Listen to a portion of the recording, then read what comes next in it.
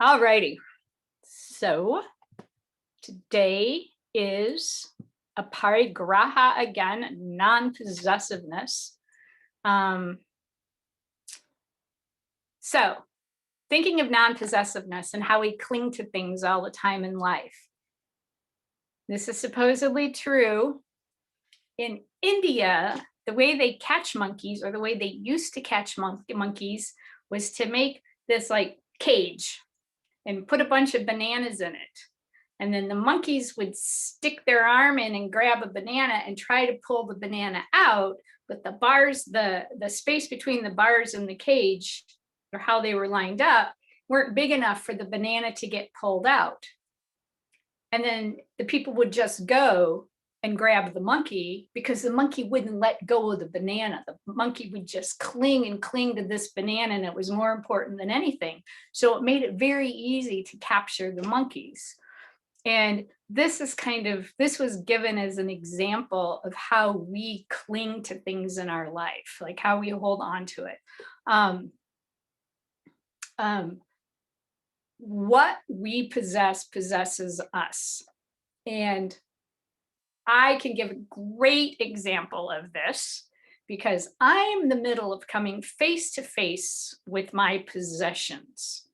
I'm not nearly done yet. I hate it. I am having to go through every single thing that I own and dust it and wash it and give it away or keep it. And every single item of clothing I'm having to touch and go through.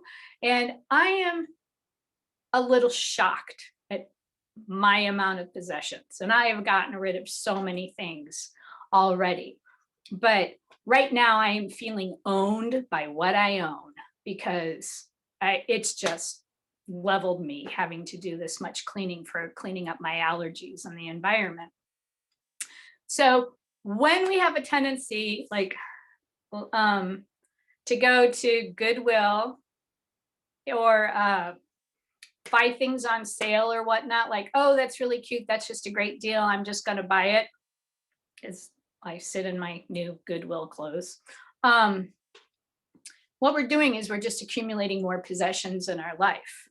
Now, if you think of Aparigraha with non-possessiveness and how we become attached to these things that we hold on to, if you think of hoarders, and I don't know if any of you have ever known true hoarders, but I've been in true hoarder houses a couple of times, and they can't get rid of anything because every single thing is important and has meaning to it.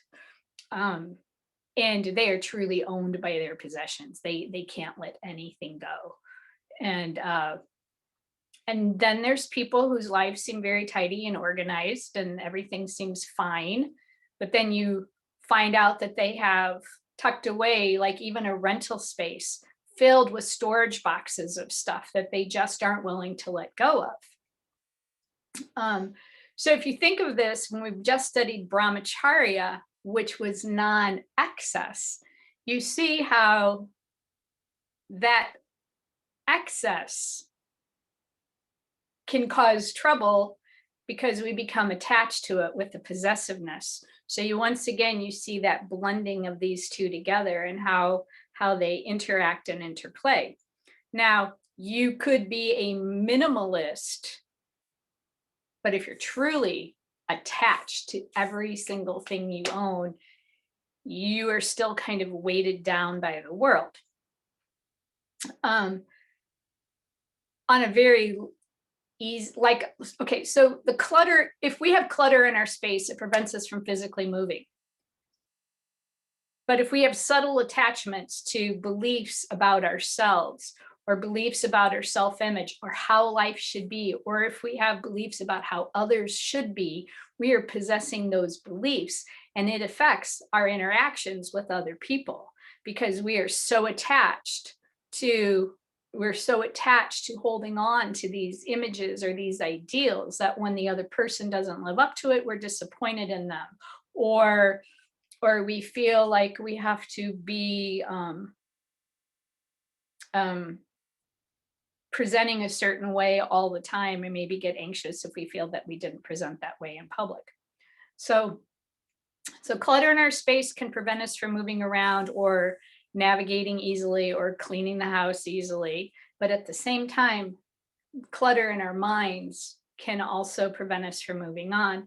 And so the clutter in our minds could be the same stories we tell ourselves over and over and over about why we did something, or why we're angry at somebody from 20 years ago, or who did what wrong on a very specific date. Not that I would know anything about that.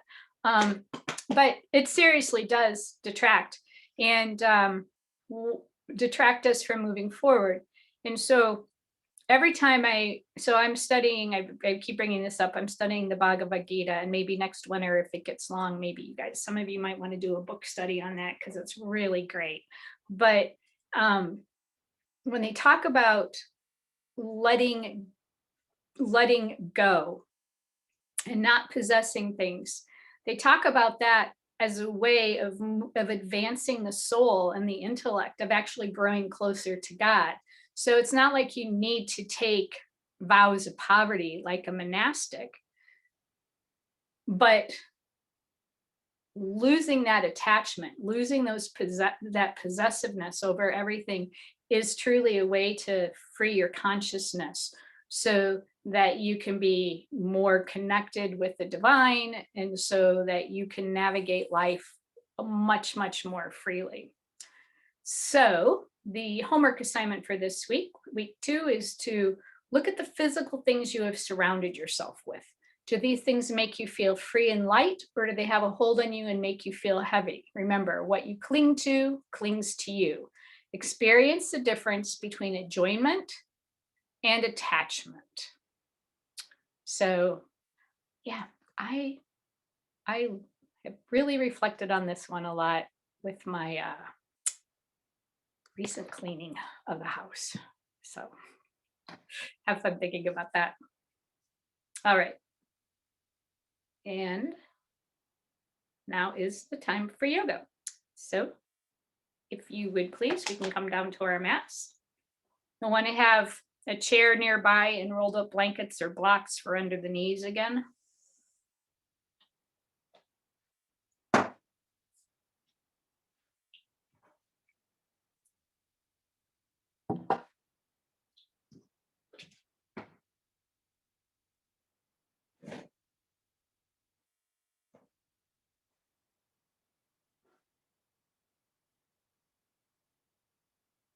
Lying nice and long.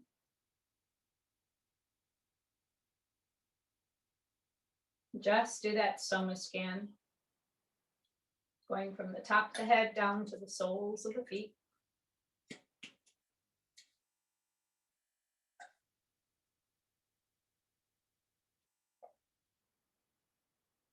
Notice how you're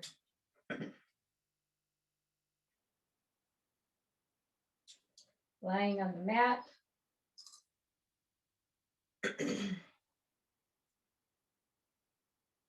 Notice if everything is lying exactly the same, or if maybe one shoulder is sinking in a little more deeply. Maybe one shoulder is lifted a little more towards the sky. Just try to remember this experience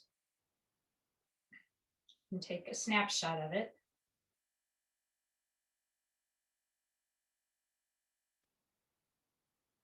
And then just empty the entire body of breath, exhaling every single thing out that you can.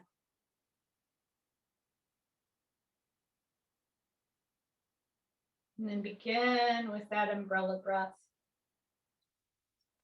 allowing the movement of the lower belly to help you with the inhalation, allowing that lower rib cage to be as wide and expansive as it can be, and filling up the lungs. And please remember to try to pay attention to filling up the lungs above the collarbones, because the lungs expand that high in the body, just above the collarbones. So try to really bring that breath the whole way up through the torso and then let it come down. It might be a little hard to do at first. I still can't do it because I haven't used them for so long. It makes me cough. Just practice it a little bit if you can. Trying to draw that awareness up there, nice and high.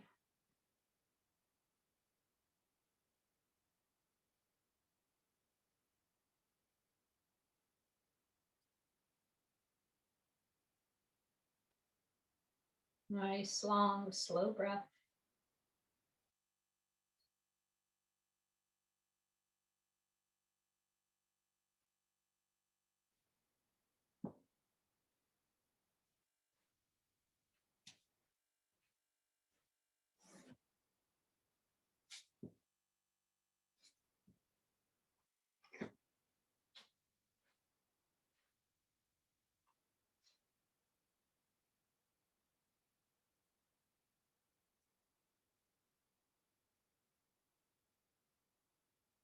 And then if you would please, 1 foot at a time, bring your feet onto the mat in easy resting pose.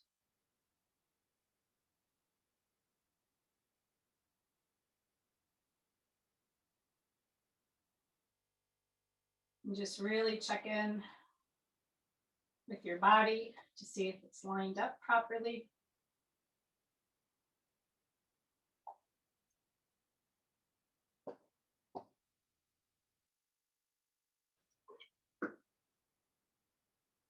Remembering that the feet are supposed to be hip width apart,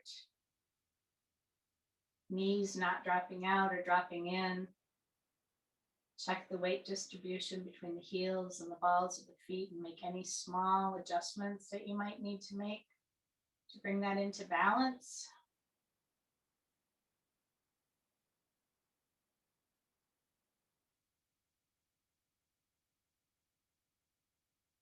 And then just begin those long, slow, gentle arches and flattens in the body.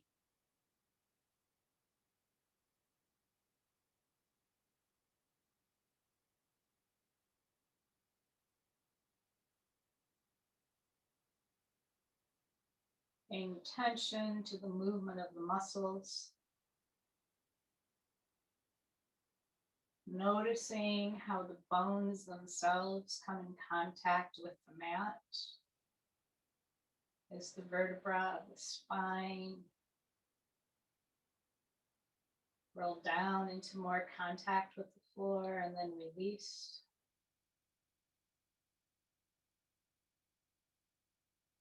See how the back of the pelvis and the sacrum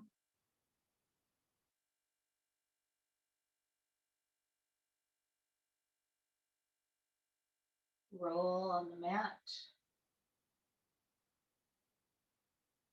As you arch, that sacrum comes more in contact with the mat. And as you flatten, you roll up the back of the pelvis, hips up off the floor. The spine flattens and comes in contact.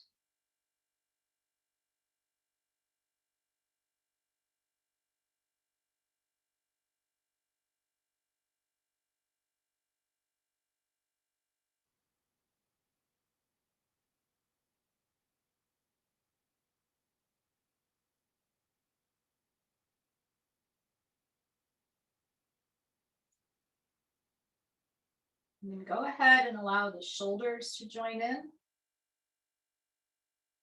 So as you flatten, they float up to the sky above.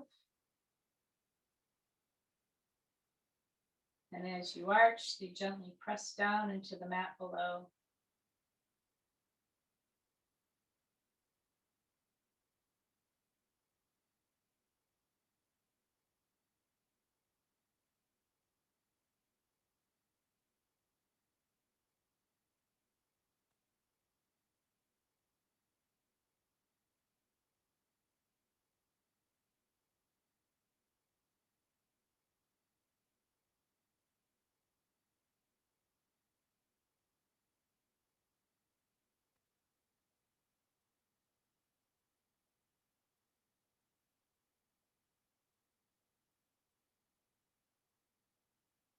And then let the body grow quiet. Gently press through the feet a little bit, float that bum up and come back down. And then slide those legs nice and long.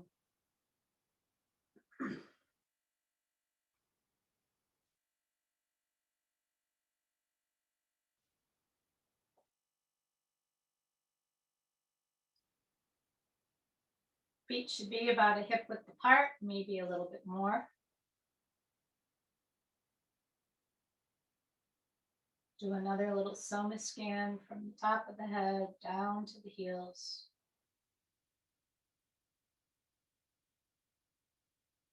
Notice how the body feels, any changes.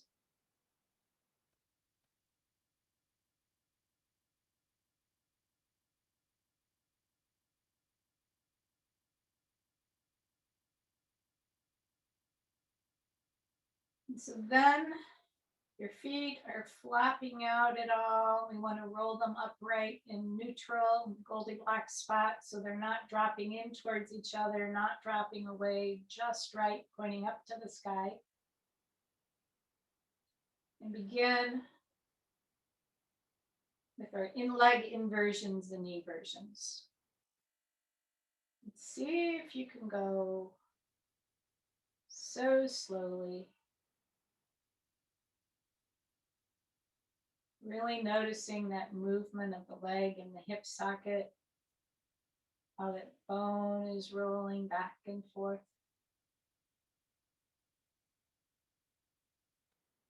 Moving to the left leg when you complete the right leg.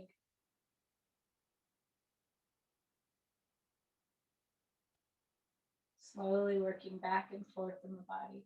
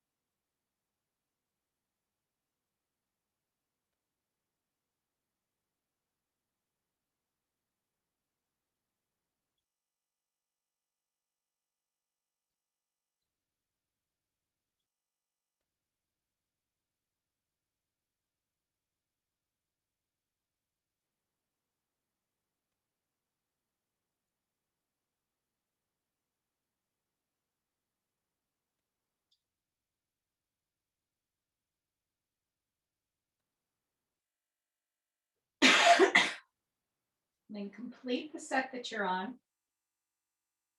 And just bring the legs up to the chest and roll that back out again when you're done with your set.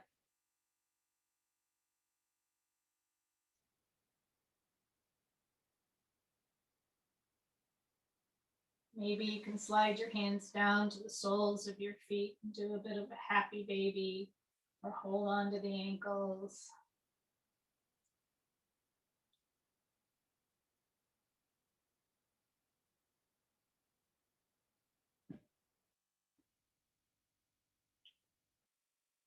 Let your legs go long again for a moment, noticing any changes.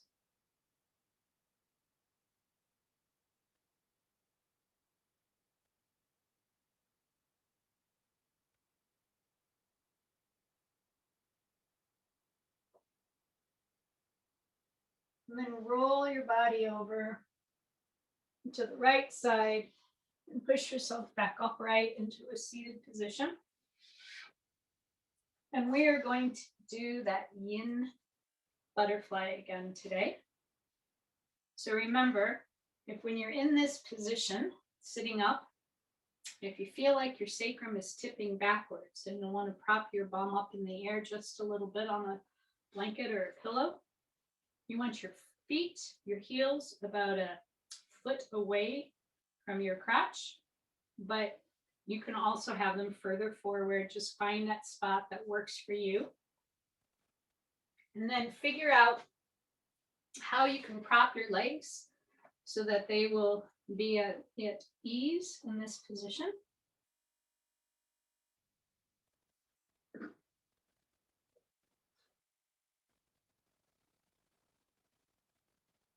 When you get in this position and you feel comfortable and that you can sit here for a while, you can be just sitting straight and tall upright, or you can allow the body to drop forward just as far as is comfortable. And when you find that sweet spot where you found your edge, then you can allow the body to curl forward, down, and around. We're going to hold this a little bit longer this week.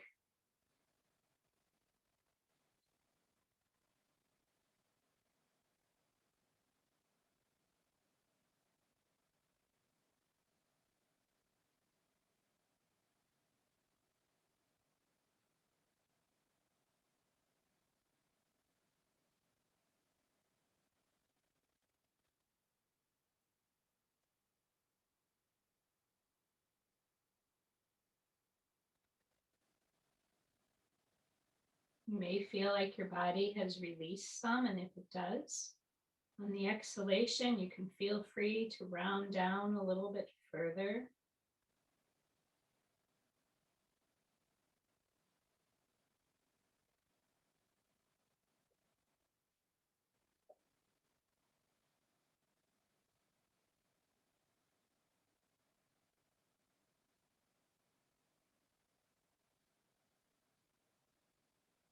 You might even be able to move the feet in a little bit closer as the body starts releasing, as the fascia starts letting go.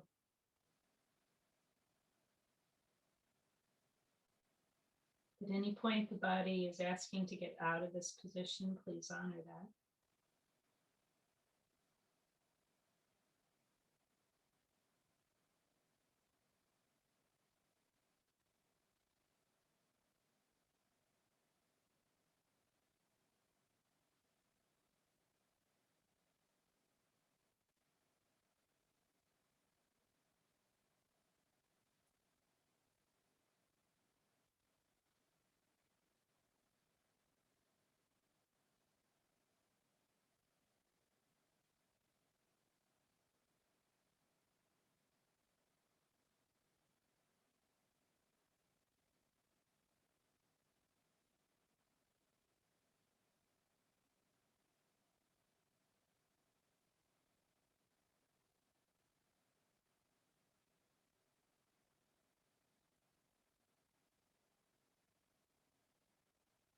Long, slow, deep breath, as much as you're able.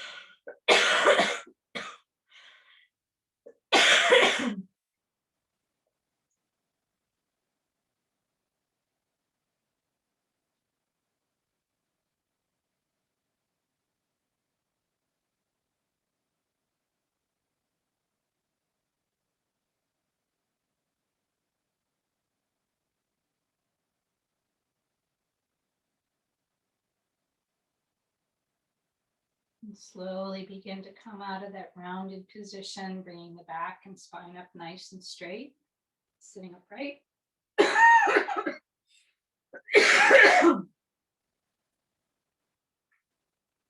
We'll release the legs from that position.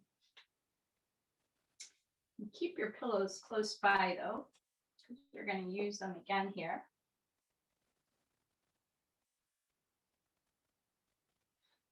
And then come back down to lying on the ground.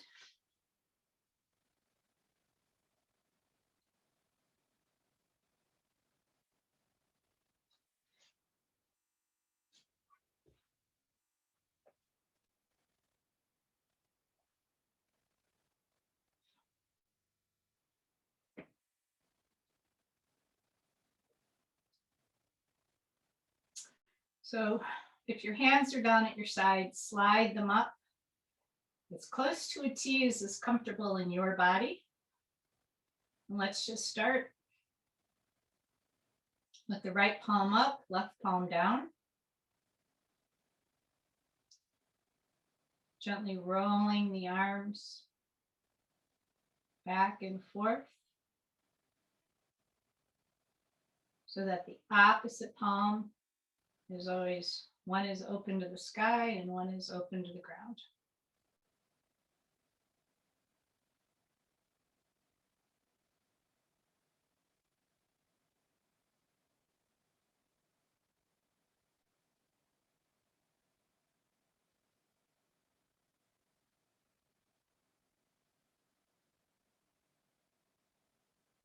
You've got a little more movement in the shoulders. What you'll notice is that when the palm is facing down on the ground, that shoulder is going up to the sky. And in the palm that is open to the sky, the back of that shoulder comes down more towards the ground as you roll. You can make that movement a little bit bigger deliberately.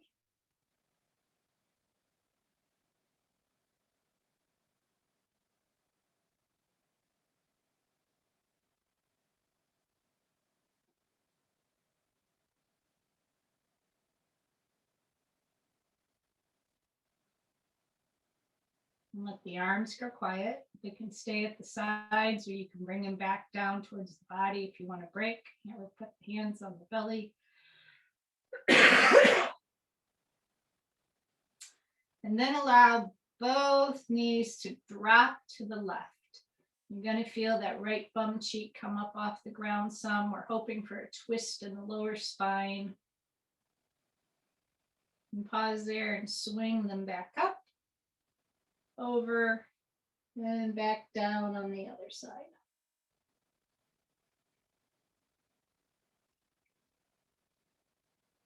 Swing them back and forth a few times.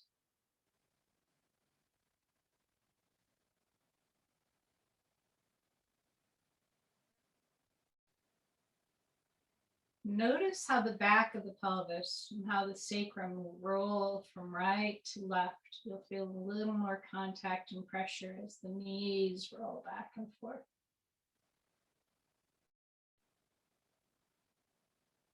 Contact on the ground below.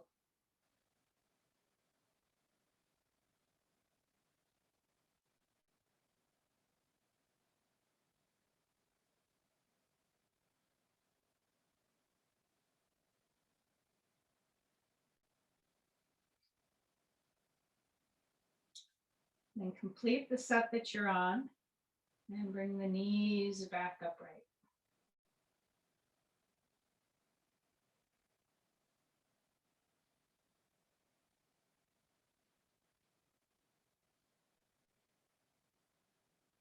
And bringing those arms back out to the side, right palm up, left palm down. Start with that head turn towards the right palm, as if you were gazing at the open palm. And then let's rotate the arms and the head at the same time so that that head rolls over to gaze over at that left palm open to the sky.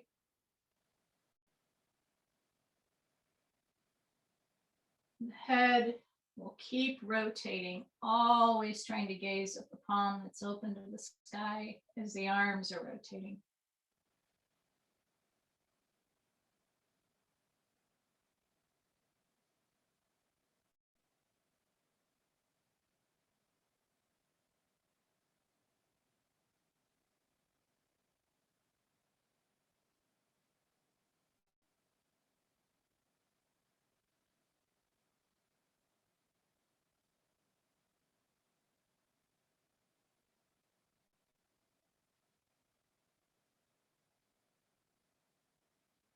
All right, let's bring the right palm open to the sky, left palm down, head turns towards the right.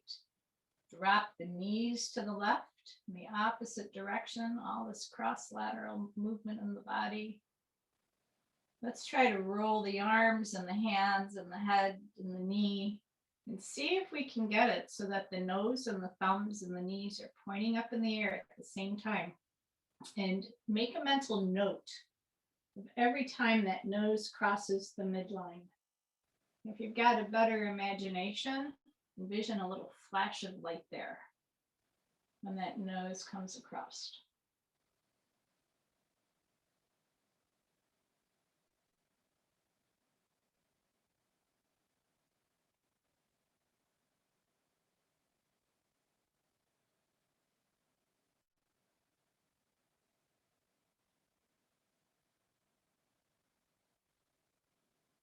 All right.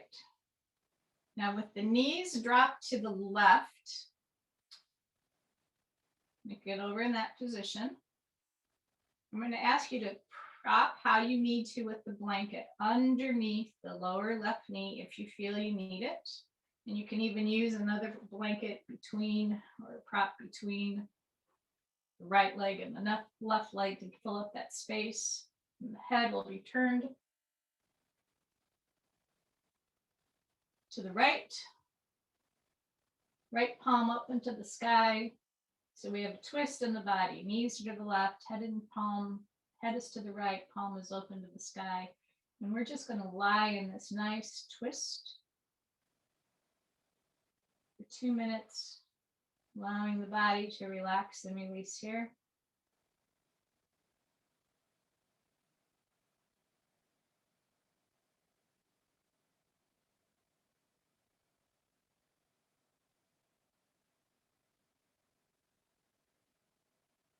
As you lie here, you may discover you wish you had a little bit more of a prop. Go ahead and adjust that. Maybe you find you don't need as much as you thought.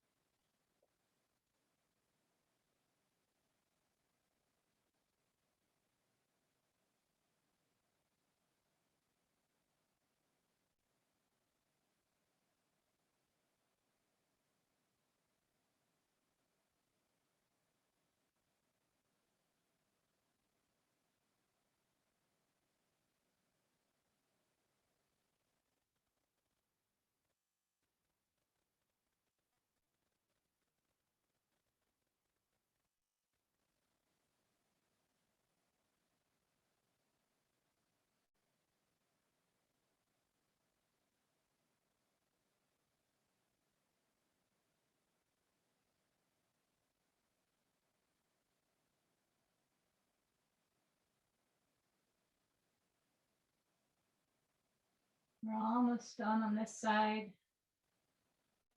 Let's let the body come back out of that nice and slowly, bringing the knees upright, the head upright, pausing there for a moment.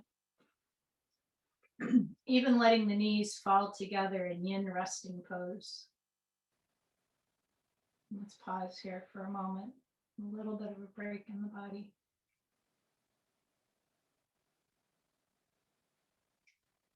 And then let's allow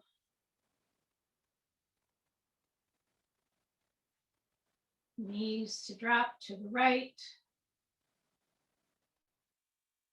Prop that leg. Notice if it needs less or more than the other side. Arms come back up to a T as high as you can go with comfort in your body. This time the left palm is open to the sky. The right palm is down to the ground. The head is turned towards the left. And then just let your body release, melting into this position.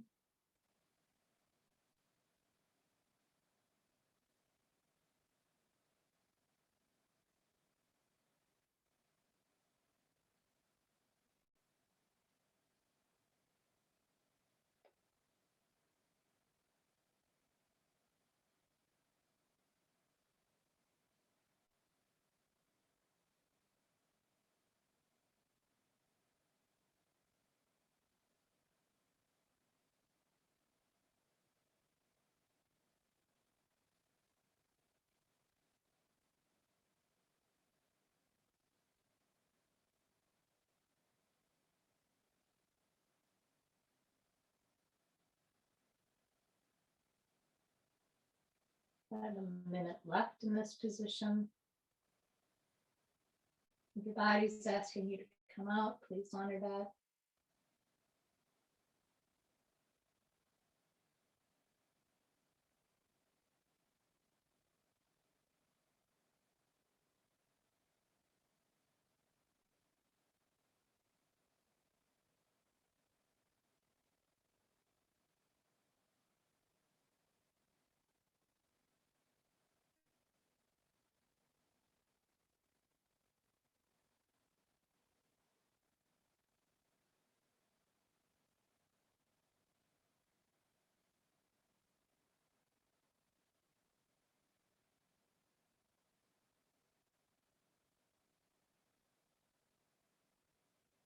And once again, let's just bring those knees upright, release the head and the arms.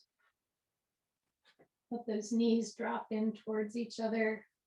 Maybe move the feet a little further apart. In yin resting pose.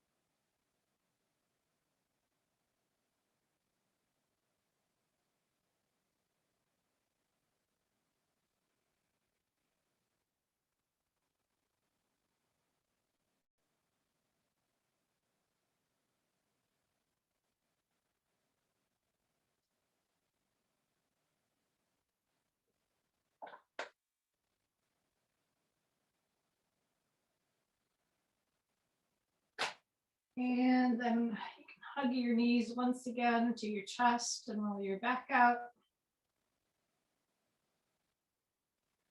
Allow the legs to slide long again for a moment. Noticing how the body feels now.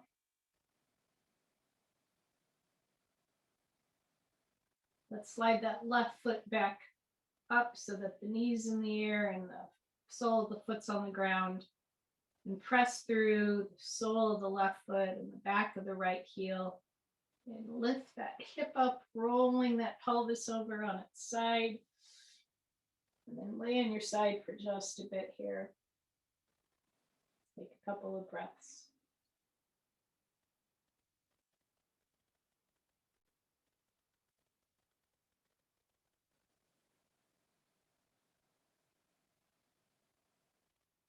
And then let's push ourselves back upright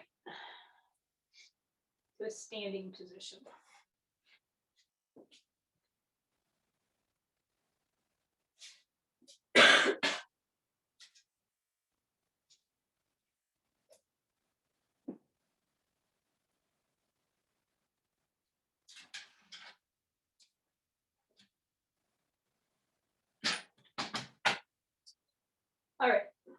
So standing, first of all, we're going to work on our mountain again.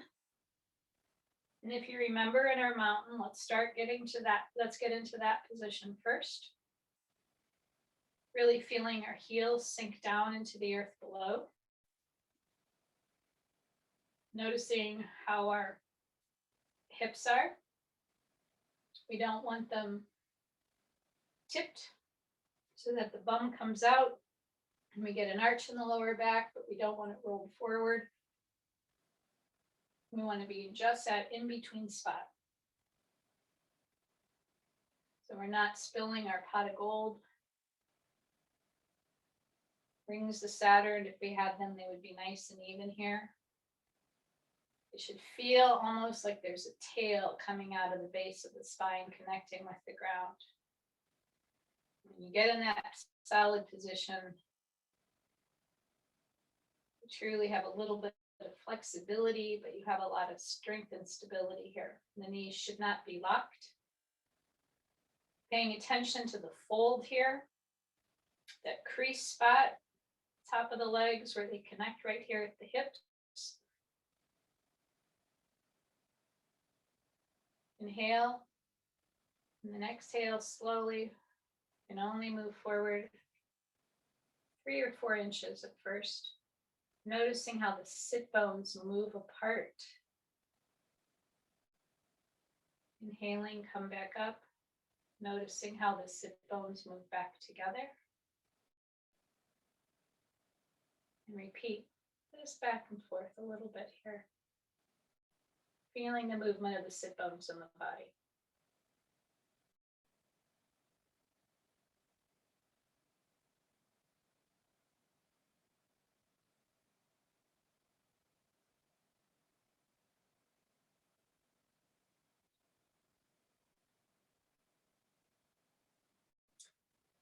And now if you'd like to fold forward as far as you wish. If you have a chair, you can feel free to put your hands on the chair and use that to support yourself. Or you can allow the hands just to slide down the legs, supporting you, trying not to lock those knees. Try to keep the head in alignment with the spine and the spine straight as long as you can. And then once you reach your limit, roll the spine down. And pause there for a bit. And then roll that spine back up till it's straight again. And then slowly lift back up.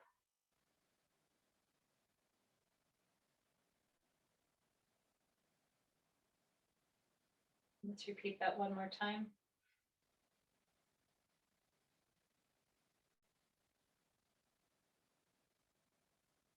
Just on your own, going down and up.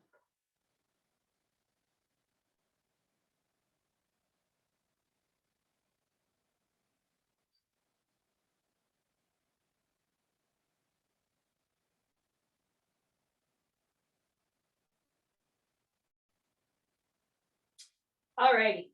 So last week we worked on the metronome, and we're going to do that again. Remember the concept of the core 4, which is the pelvic diaphragm down here in the base.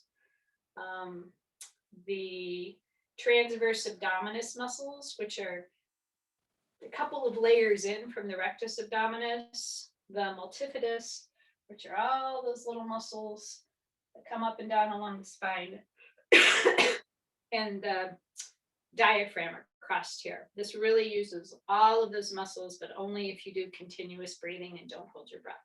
So make sure to do continuous breathing. Remember, again, you can hold on to the wall or a chair. Yes, last time I did it on the chair. This time I'll do it as if I'm holding onto the wall. Remember that we want to have the leg that we're moving first. In case you're wondering what all that coughing's about, I'm a little bit allergic to the detergent from Goodwill, and I scrubbed it all, but I'm smelling it.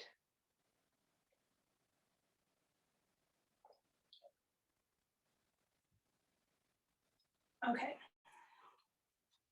So metronome, let's start by moving the right leg first. So to do the right leg, we want to put the right hand on the right thigh because that's what's going to be moving. So we're moving together. We want to keep our head in alignment with our spine, nice and straight and tall.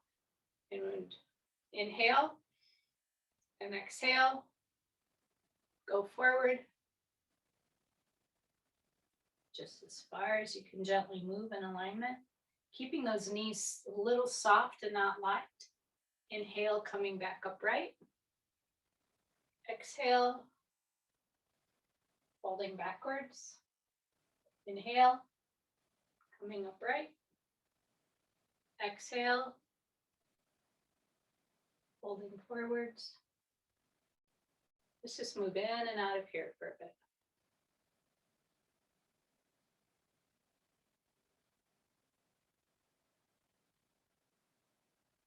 All right. Let's switch sides. So the hand is on the outside of the left thigh. Ground into the ground with the right foot. Remember to try to keep your spine nice and straight and in alignment down through that left leg. Don't lock the knees. Have them both be a little bit soft. Inhale, exhale, fold forward.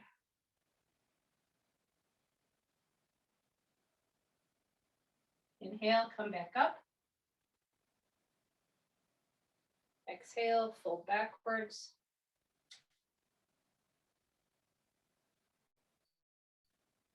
Always inhaling as we go up and exhaling as we go into the fold.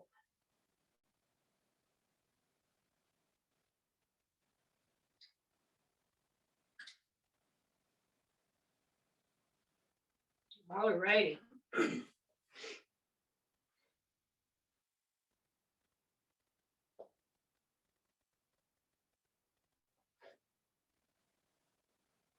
Okay, so last week we worked on our warrior. This just a little bit for now. Okay, so last week we worked on warrior 1 and warrior 2. So we're going to do those again, but we're going to go further this time with each one of those. And you may have to move around a little bit. I guess I'm going to try to leave that there for your position. But remember, in our warrior 1, we are at the top of the mat more. And let's step back first with, this is what I did last time. Okay, let's step back first with the right leg. And find that spot where we can step back and still keep our pelvis neutral, so we don't go into curve here. When you find that perfect little spot, and bend your knee so it's over the ankle. Don't bend it in front of the ankle, but above the ankle. Remember, this is our warrior 1. So we did prayer arms or arms over our head or cactus arms. We want to take that right foot and turn it out just a little bit. And we're going to allow those hips to follow. We don't want to force that turn. You're going to feel it in the leg. You want to just come around naturally. So in my body, if I lifted my arms out straight, you notice it's not like you see in all the pictures. I'm at an angle a little bit, but that's where my body is. So we want to get into warrior 2 from here. And then today we're going to add in reversed warrior.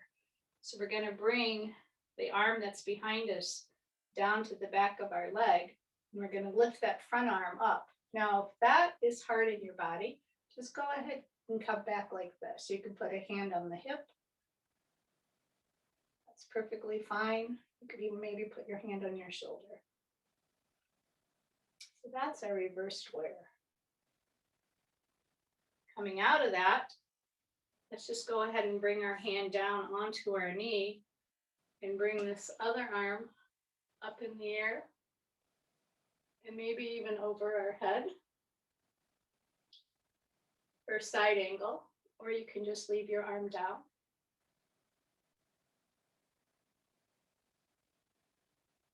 And then come back up and out of that. And walk that foot forward. And we're going to repeat on the other side.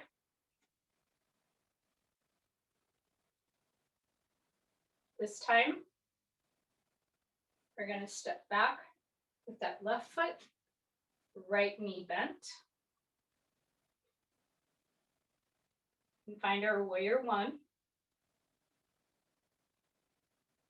And then turn that back foot out a bit. And those hips, if you watch, those hips will naturally roll with that movement. You still want to feel nice and neutral and solid here.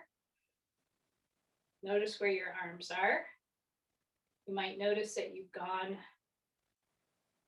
at a different angle here. And then again,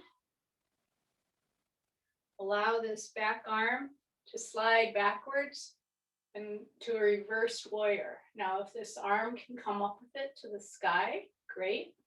If it can't, maybe you can modify by putting a hand on your shoulder or just a hand on your hip.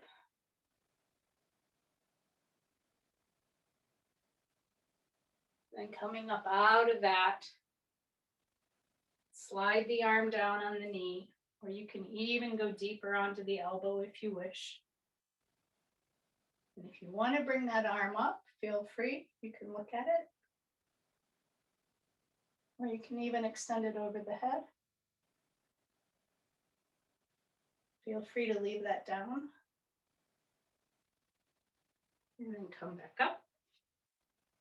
And release and come out of that. Now, now for the tricky one, okay? Whew. We're going to do warrior 3 because everybody has chairs. Warrior 3 can be done. You can hold on to the windowsill. You can maybe even put your hands against the wall. Warrior 3 is a real balancing pose. You have to get very well grounded onto the mat below you. And we want to keep in alignment with our, we want to fold forward as we lift our leg up. So what I'm going to encourage you to do is to use your leg that you feel is strongest in your body already. So if you have a leg that you know feels like it's more stable and steady, for me, that's my right leg. My left leg is not nearly as stable and steady for this. So I'm going to do my right leg. You pick out which leg you're going to do first. I'm going to have a little problem here with this. Okay, so coming into your mountain first, my chair is a little ahead of me. Coming into your mountain first, get nice and steady and stable. And then thinking of that metronome that we were just doing, remember when we were folding forward, keeping our body in alignment, we're going to fold forward, allowing that back leg to lift up off the ground.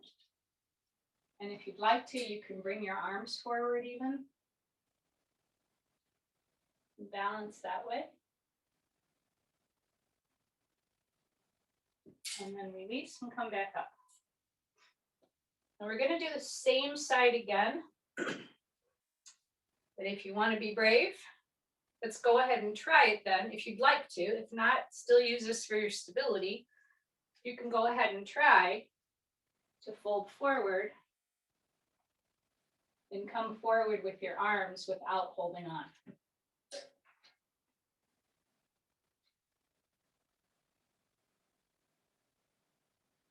Now, I personally, having even this much of a mat underneath my foot is enough to make me unstable. I prefer to be on the solid ground for this.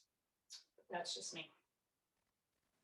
Okay, let's try it one more time on this leg, and then we'll go to the other leg. And you can do it however you wish. And you may only come forward this far, but I'm hoping you can go a little further forward with that chair underneath. Thinking of that metronome. Try to come up together in one solid line. Now, the reason why we wanted to do this, the side that you feel the most stable on first, is because the other side kind of pays attention and catches on. So we're going to next go to that other side. And again, starting with holding onto your chair for sure. Start folding forward with that leg coming up.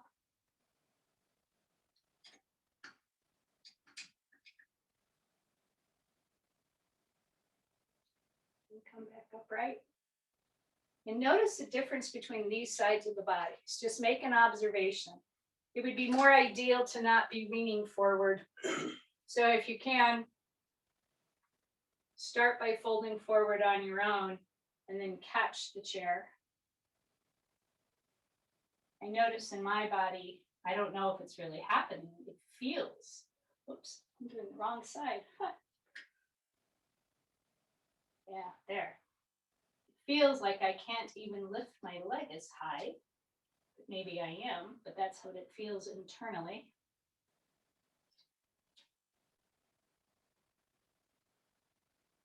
And if you wish to, go ahead and try it without holding on. I'm not trying it on this side because I already know that that's a recipe for disaster. Come back up into your mountain and reposition your body.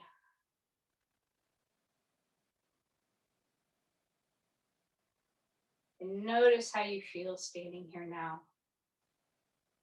I actually personally feel more solid and rooted and connected. I can really feel more, other than just my heels connecting before. It feels like my whole foot is more solid and sure. Notice how it is for you.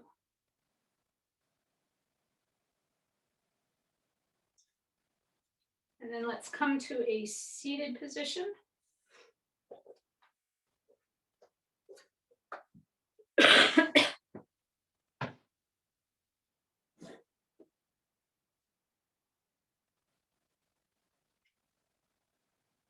We're going to go ahead and do our hand mudra.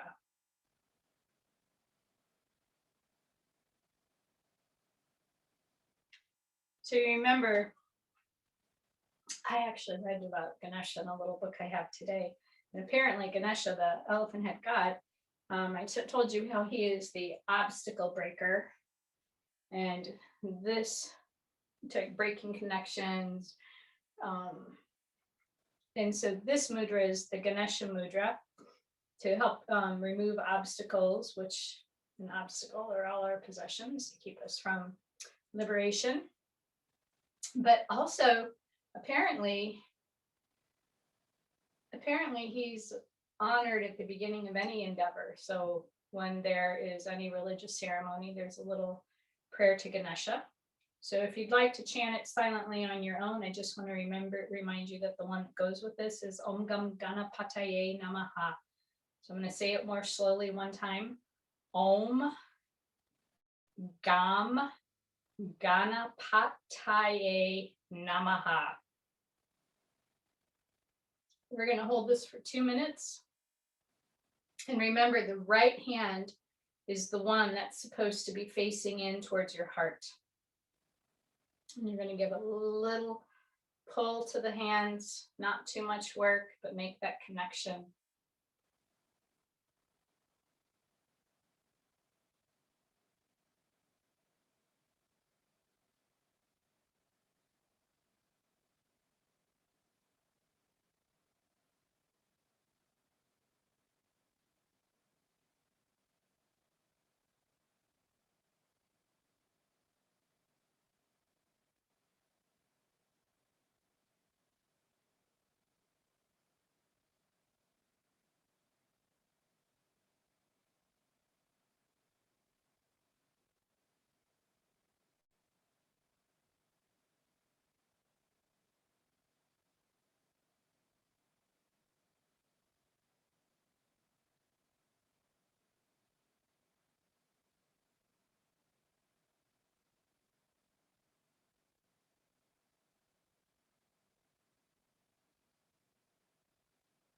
And if your body asks you to come out of it sooner, if it gets to be too much for your arms, go ahead and bring them down.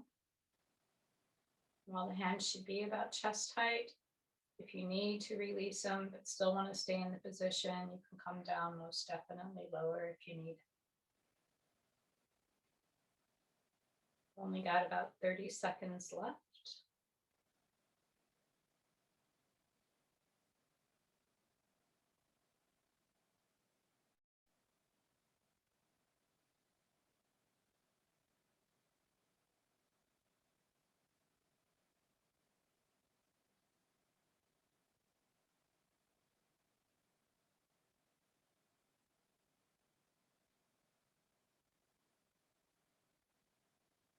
And then just allow the hands to release from that.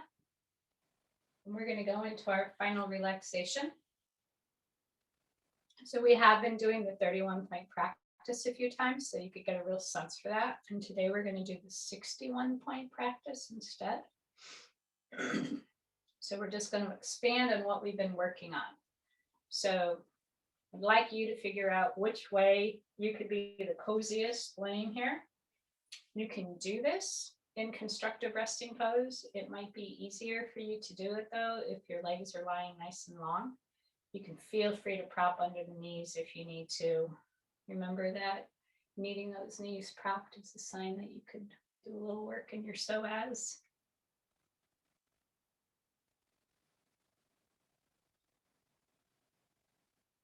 So just check in with your body, releasing any excess tension that you may have, letting the body feel nice and heavy and sinking into the earth with a sense of safety and well-being.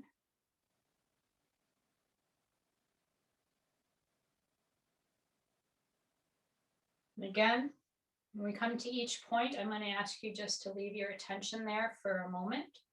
If you're able to do visualizing, allow yourself to visualize just a blue star at that spot. You might be able to do that now that you have a sense of the space. So let's begin with the brow point, visualizing a blue star there as perfectly and clearly as you can. Now visualize a blue star at the hollow of the throat, right shoulder joint, thumb side of the right elbow, thumb side of the right wrist, tip of the thumb on the right hand, tip of the index finger, tip of the middle finger on the right hand, tip of the ring finger, tip of the little finger on the right hand, little finger side of the right wrist, little finger side of the right elbow, right shoulder joint, hollow of the neck, left shoulder joint, thumb side of the left elbow, thumb side of the left wrist, tip of the thumb on the left hand, tip of the index finger, tip of the middle finger on the left hand, tip of the ring finger,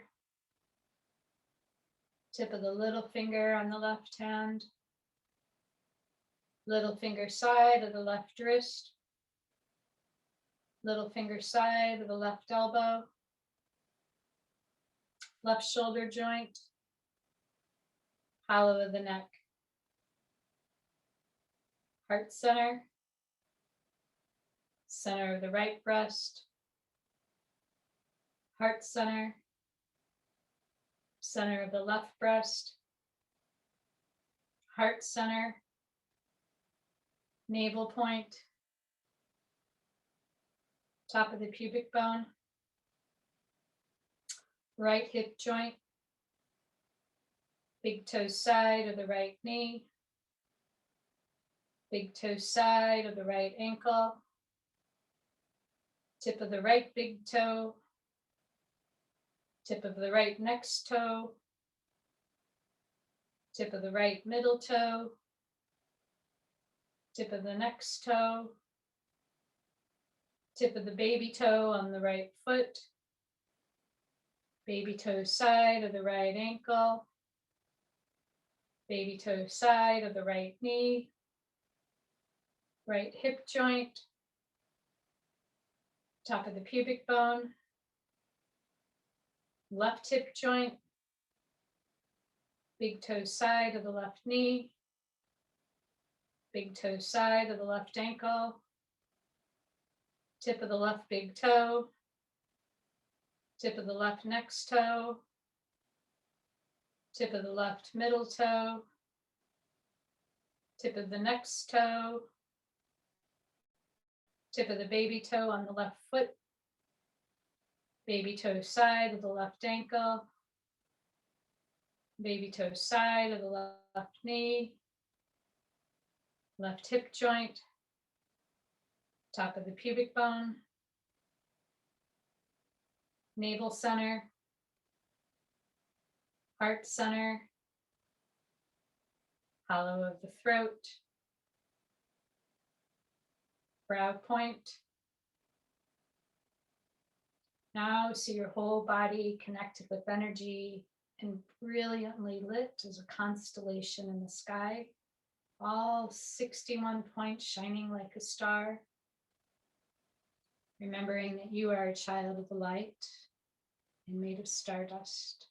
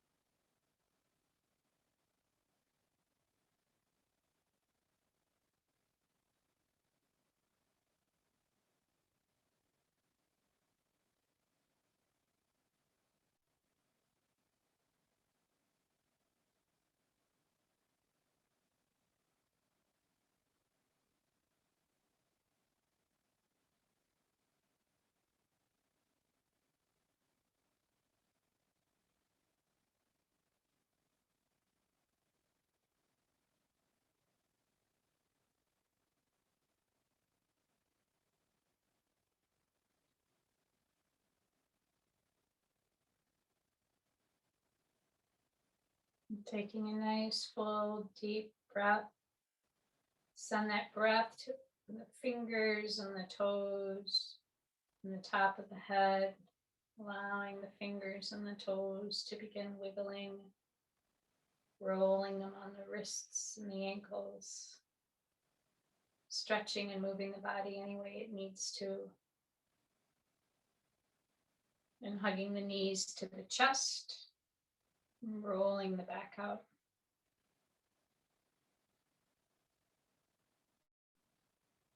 And then going ahead and just stretching your body nice and long any way it needs to move.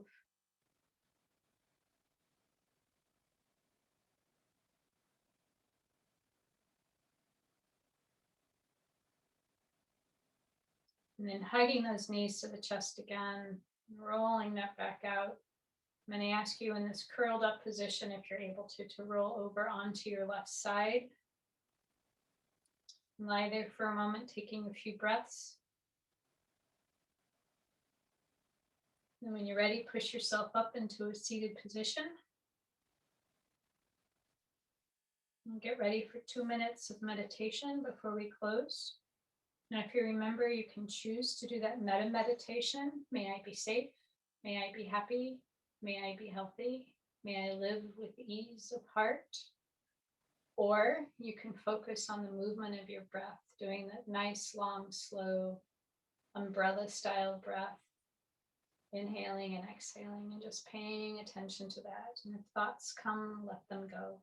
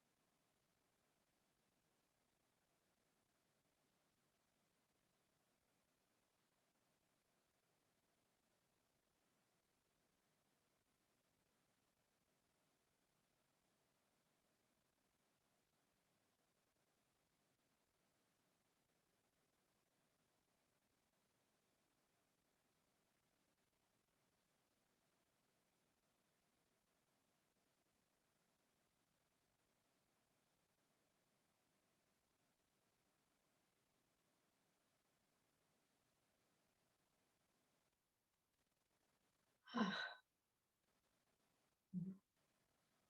right. May all beings find happiness. May all be free of disease. May all see what is auspicious. May no one suffer. May you be at peace. May your heart remain open. May you awaken to the light of your own true nature.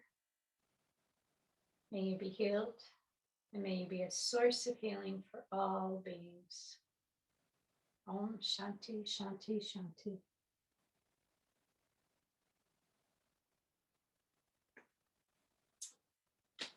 Thanks for practicing with me today.